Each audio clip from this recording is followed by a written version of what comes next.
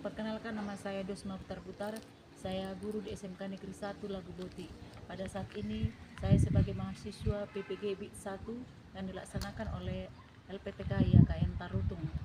Dan pada kesempatan ini 10 Mei 2025 saya akan membuat video pembelajaran di kelas 10 DPB 2 dengan topik pendidikan agama Kristen, dan materinya adalah orang tua sebagai pendidik utama. Tujuan saya membuat video pembelajaran ini adalah sebagai salah satu syarat untuk mengikuti ujian kinerja guru. Terima kasih, perkenalan dari saya. Shalom.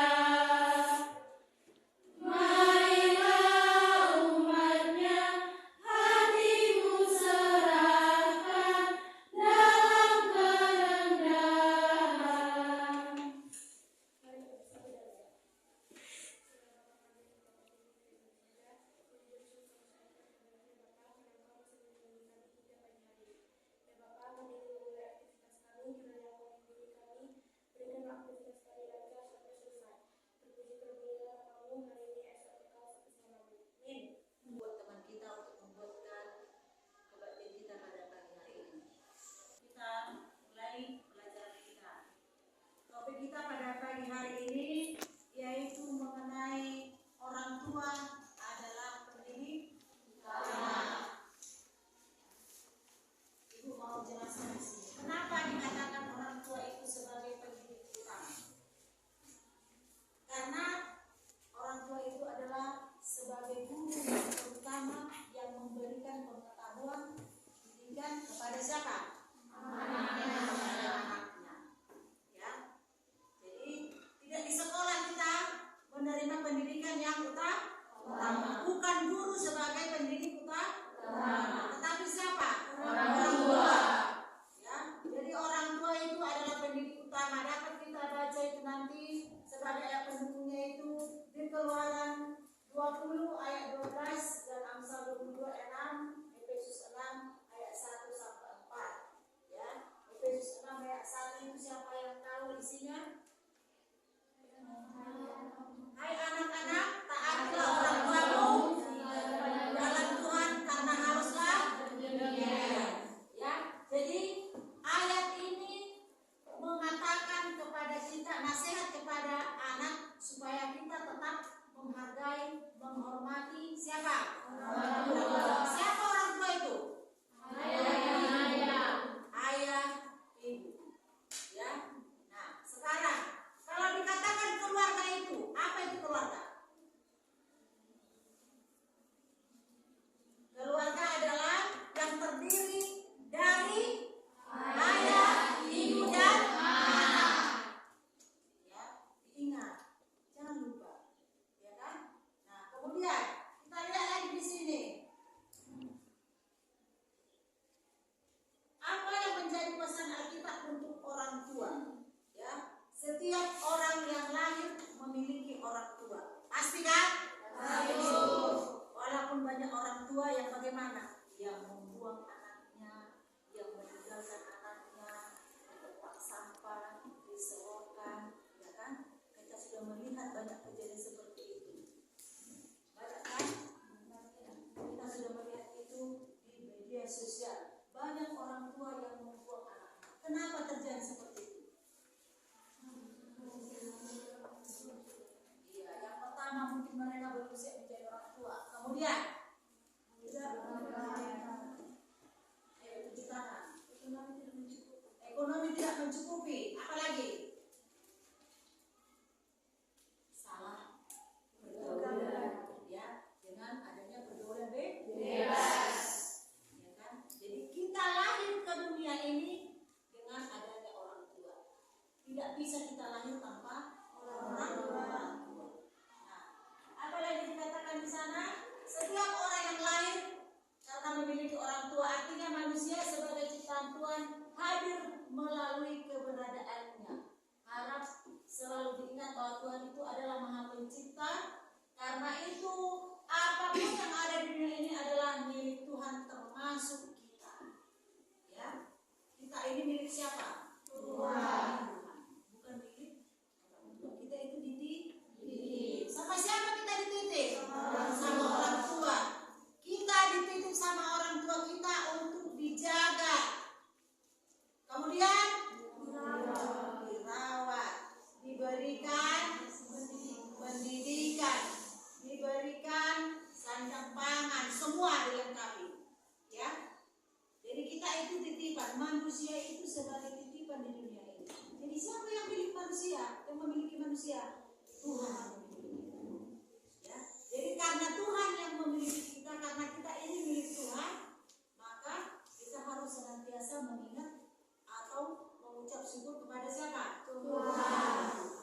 Dan kemudian dikatakan di sana, walaupun secara hukum itu tercatat bahwa anak Allah adalah milik orang tua, namun Tuhanlah yang memiliki anak, atau Tuhanlah yang memiliki kita semua. Ya, ibu juga seperti itu, ya kan? Ibu punya orang tua. Saya sekarang sudah menjadi orang tua. Bagaimana saya mendidik anak saya? Kan? Tentu sekali cara orang tua saya mendidik saya sudah beda dengan cara saya mendidik anak saya. Ya, sekarang ini mendidik anak-anak sekarang ini tidak sama lagi cara mendidik orang tua yang dulu. Kenapa?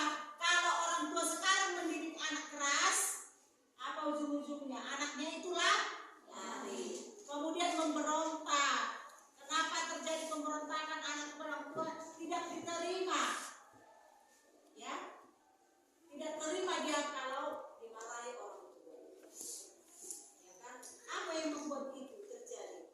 Karena kemajuan zaman sekarang, kecanggihan teknologi yang kita alami sekarang ini, yang kita dapatkan sekarang ini, karena kecanggihan teknologi, ya, sehingga banyak anak-anak itu bagaimana?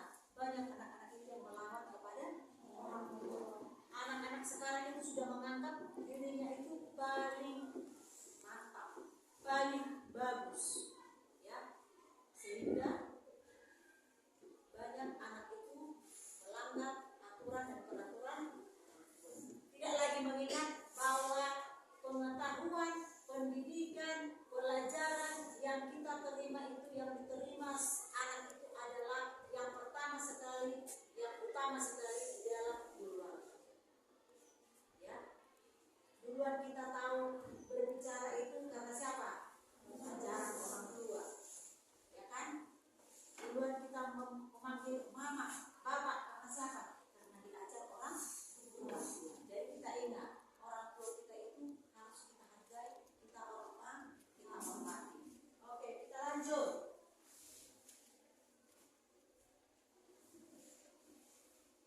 Nah, dikatakan di sini, itulah sebabnya semua tindakan yang dilakukan orang tua kepada anak haruslah diperhitungkan baik-baik. Ya, apakah memang seturut dengan kehendak Tuhan? Ya, artinya di sana, ya, kami sebagai orang tua jika memberikan didikan kepada anak harus kita pikirkan dulu dalam suasana, situasinya, ya kan? Kita lihat dulu situasi si anak. Apakah moodnya lagi baik? Ya kan? Apakah ada beban pikirannya? Apalagi beban pikirannya ibu? Mungkin dia di sekolah ada kesulitan dengan pelajaran, ya kan? Bisa juga itu menjadi beban dalam pikiran si anak. Dipikirkan, tadi saya dimarahi di sekolah karena saya tidak mengetahui materi yang diberikan kepada saya, sehingga dia terbawa terus sampai ke rumah. Nah, jadi orang tua itu harus bisa melihat situasi dan kondisi si anak jika memberikan suatu apa? Tindakan. Ya kan? Nah, kemudian yang berikut, apa yang menjadi tugas dan tanggung jawab sebagai orang tua? Ya. Apa yang menjadi tugas orang tua? Siapa bisa? Tadi dari awal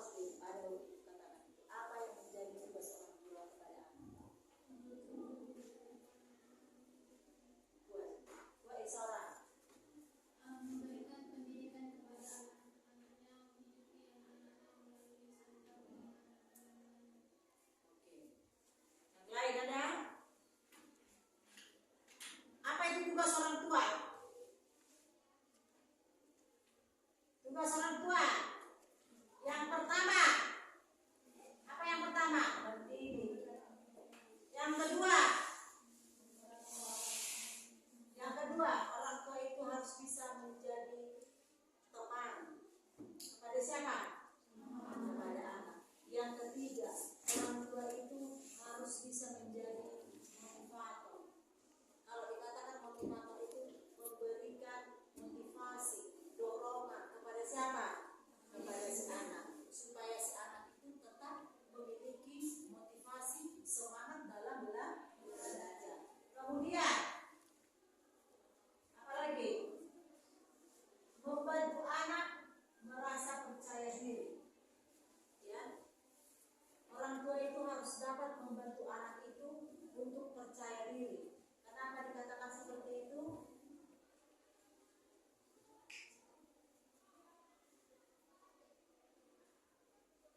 Ya. Kenapa dikatakan membantu anak harus percaya diri? Ya, banyak anak kurang pede. Ya. Kenapa? Apa alasannya? Ada itu memang dari faktor keluarga, ya kan? Tergantung dengan situasi kondisi dalam keluarga. Sehingga di sekolah dia kurang percaya diri. Mungkin dalam keluarga ada orang tuanya yang broken home. Ya, kalau dikatakan broken home, apa itu? Ayo, sudah sih dulu. Kalau dikatakan broken home, keluarga yang berantakan. Ya, kalau terjadi seperti itu dalam keluarga kita, ya, otomatis si anak akan mempengaruhi apa? Psikologisnya, mentalnya akan terganggu, sehingga si anak itu akan mengalami apa? Depresi, ya, malu melihat temannya, tidak ada lagi percaya diri. Nah, kemudian tadi itu ya, tugas orang tua itu yang pertama tadi ini merawat, baru apalagi mencukupi sandang pangannya, kemudian apalagi menjadi sebagai teman terhadap si anak, kemudian orang tua itu harus menjadi motivator, ya, memberikan dorongan setiap kepada anak. Dan kemudian orang tua itu teman curhat si anak. Kenapa? Kita harus bisa saling curhat kepada orang tua, saling terbuka, ya kan? Apalagi kita sama mama kita kan, ya kan? Kenapa anak itu lebih dekat sama ibu? Iya, seseorang anak kecil melahirkan diri kontak bayi itu lebih dekat ke ibu, karena sudah 9 bulan dibawa oleh ibu, ya kan? Orang tua itu adalah tempat curhat si anak. Jadi apapun yang sedang kamu pikirkan, apapun beban yang kamu dapat, contohnya di dalam berteman, di sekolah, dalam belajar, kita curhatkan itu sama siapa? Orang tua kita. Ya, kalau kita sudah curhat sama orang tua kita akan memberikan solusi yang terbaik buat kita. Ya, ya kan? Iya. Oke, sebelum kita lanjut, ada yang mau bertanya? Oke, silakan.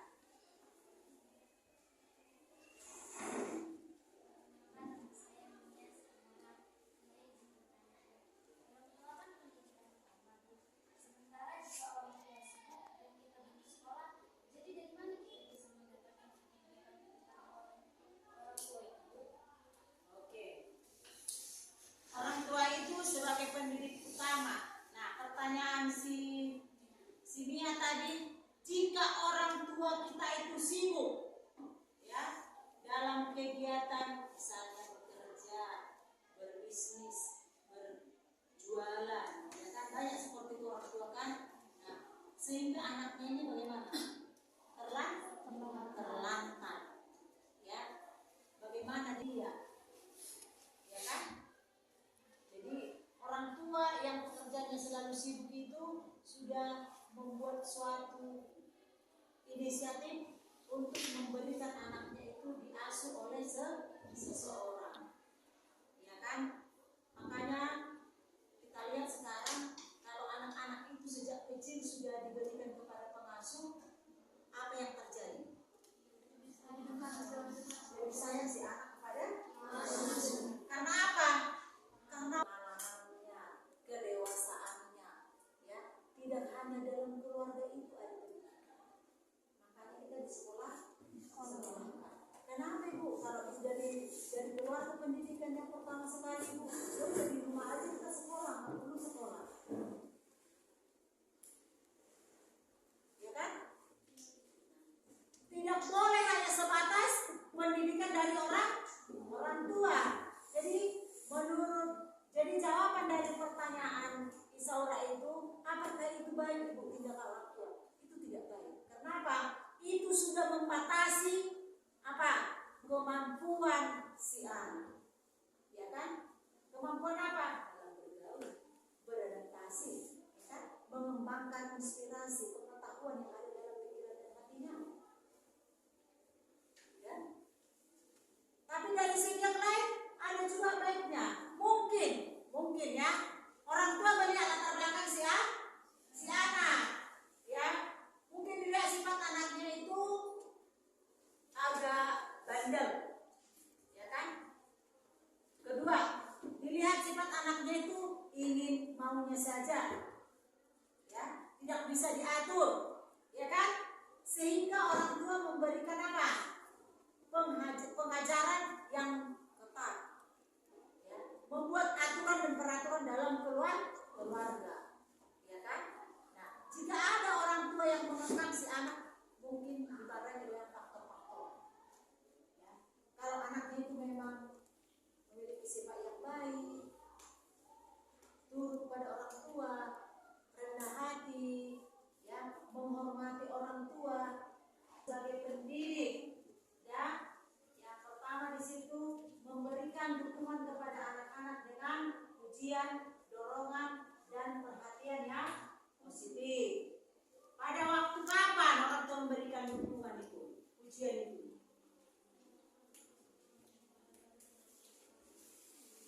Buat suaranya.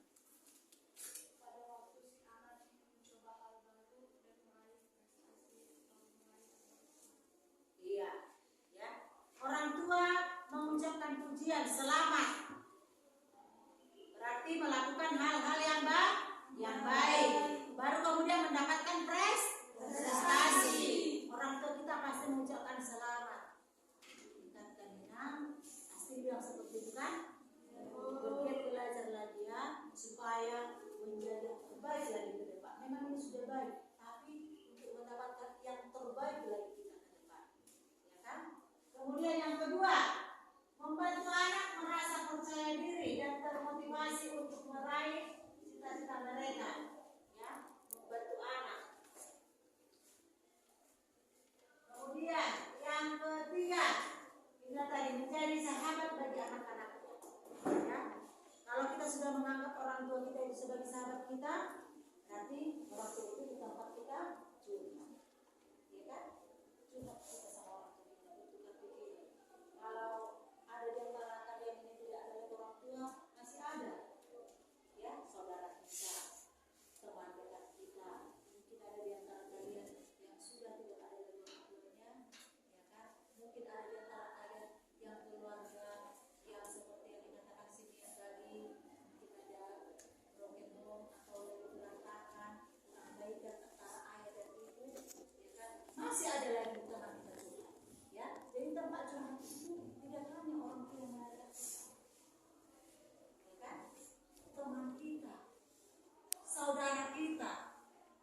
Kalau kita tinggal di rumah tulang kita juga bisa, tulang kita, nanggung kita juga bisa. Siapa yang kita anggap dekat, memberikan perhatian buat kita, ya? Oke? Oke? Jadi barisan ini sudah mengerti? Sudah. Nanti mau tanya harus tahu ya. Ya.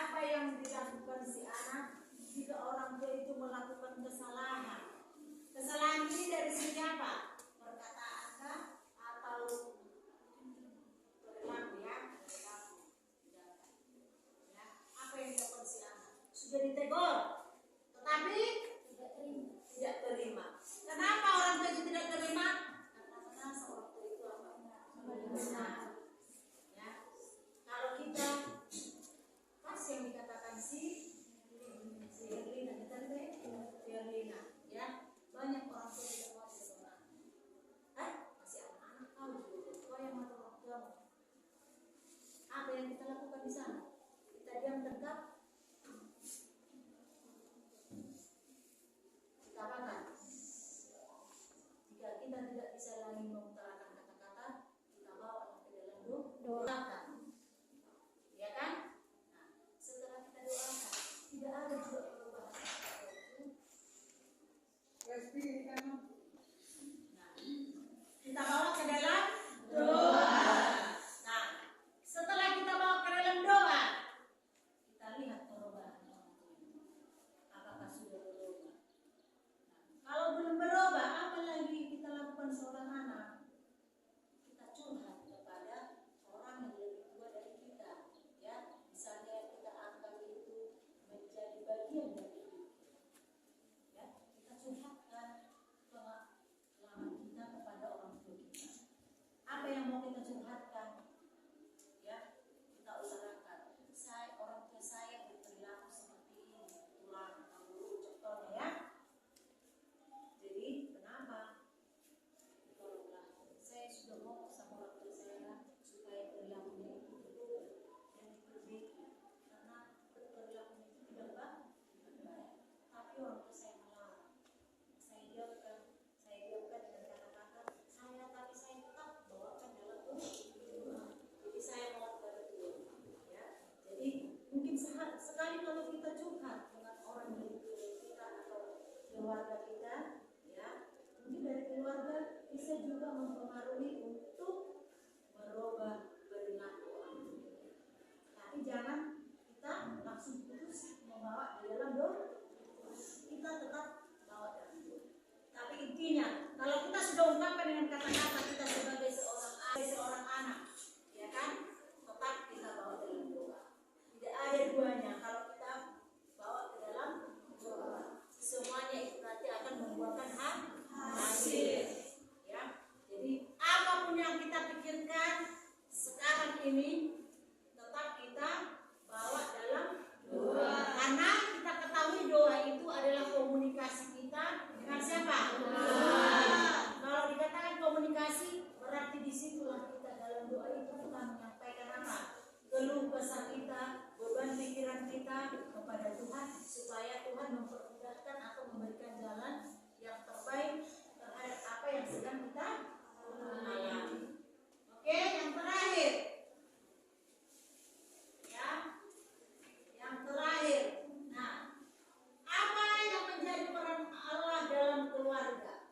Yang pertama, pribadi yang membentuk keluarga melalui penciptaan manusia. Ya, ada di sana ya Alkitabnya. Ya. Kemudian cerminan kehidupan. Ya. Kemudian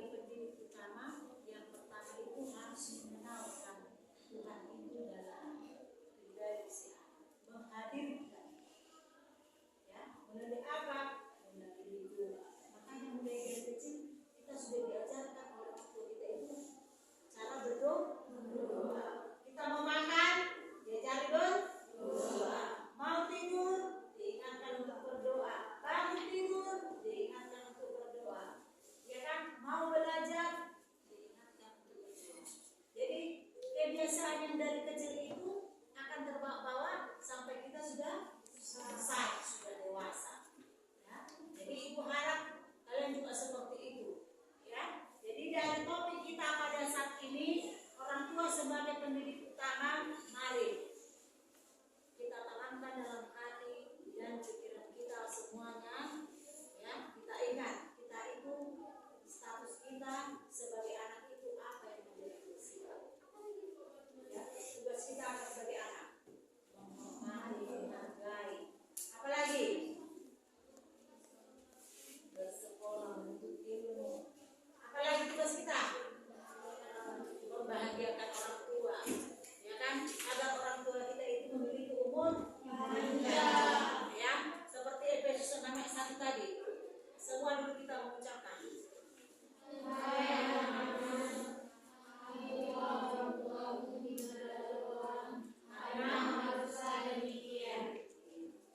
ya, ini mau ibu tekankan. Ingat ayat ini. Hai anak-anak, taatilah orang tua dalam Tuhan karena haruslah demikian. Ya, ini suatu perintah buat kita sebagai seorang anak. Bagaimanapun marahnya orang tua sama kita, ya, itu tidak jadi memori atau tersimpan dari dalam benak. Itu bukan menjadi dendam orang tua